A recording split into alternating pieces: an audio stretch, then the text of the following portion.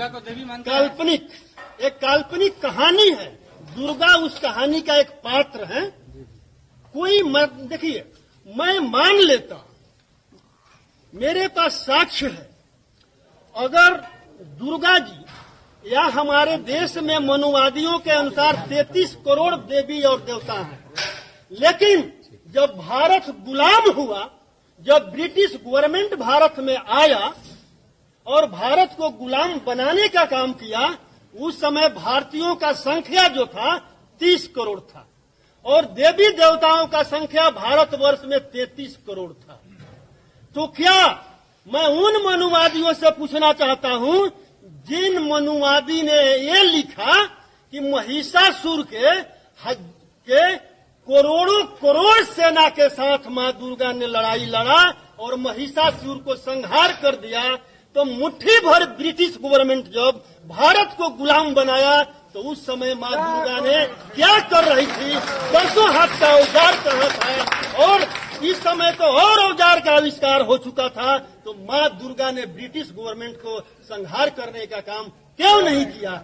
महिषासुर का कोई उत्पत्ति नहीं हुआ। महिषासुर अरे भाई, महिषासुर का इतिहास पढ़ लीजिएगा। अरे सब है। बता दीजिए सर। महिषासुर यादव समाज का एक राजा था, शक्तिशाली राजा था। आपके आरजेडी के एक विधायक ने यादवों को महिषासुर का वंश कह दिया। आप तक कार्रवाई आपने कुछ नहीं की। यह इनके संस्कार में है। कुर्सी की लोलुपता, अपने परिवार के लिए जीना और परिवार के लिए सत्ता प्राप्त करना, यही इनकी नियति में है। कभी आरजेडी के लोगों ने कहा कि बुरा बाल साफ कर देंगे, कभी जिसको भारतीय जनता पार्टी पंचामृत कहती है, हमारे अति पिछड़े समाज को उसको पंचफोरना कहकर आरजेडी के लोगों ने कह दिया कि इसको कड़वा तेल में डाल दो।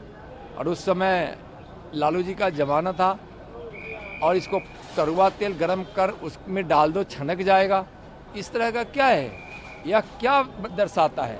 और उनके विधायक का जो बयान आया है, यह राक्षसी प्रवृत्ति का प्रतिबिंब है और वह प्रतिबिंब बिल्कुल तेजस्वी जी के संरक्षण में हो रहा है। और लालू जी भी देख रहे हैं। लालू जी को कार्रवाई करनी चाहिए तो वह चुपचाप बैठे हैं। और वैसे ही लोगों को जो सनातनी को गाली देता है, कभी यादव समाज को भस्मासुर का वंशज कह देता है, महिषासुर का वंशज कह देता है, वैसे लोगों को इनका आशीर्वाद और बर्दाश्त प्राप्त रहता है। ये बिहार सरकार कल मेगा इवेंट आयोजन कर रही है। कुछ नहीं, मैं क्या है, यह जिस प्रकार से इन लोगों ने वादा किया था कि हम यह करेंगे, तेजस्वी जी और नीतीश जी के वादों को उठाकर देखिए, तो यह आज जिस प्रकार से यह कर रहे हैं अपने वादे के मुताबिक, यह बिहार में कुछ नहीं कर रहे हैं। बिहार की सरकार गहरी नींद में सोई हुई है।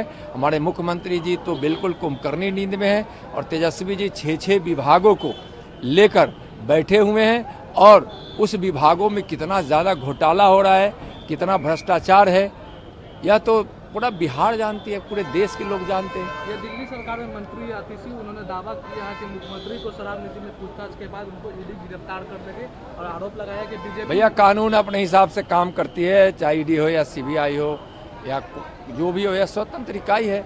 जो भ्रष्टाचार अत्याचार होगा तो स्वाभाविक है कि वहाँ कानून का हाथ पहुँचेगा ही। कानून के हाथ पहुँचने का यह सब संस्थाएं माध्यम है। तो जो लोग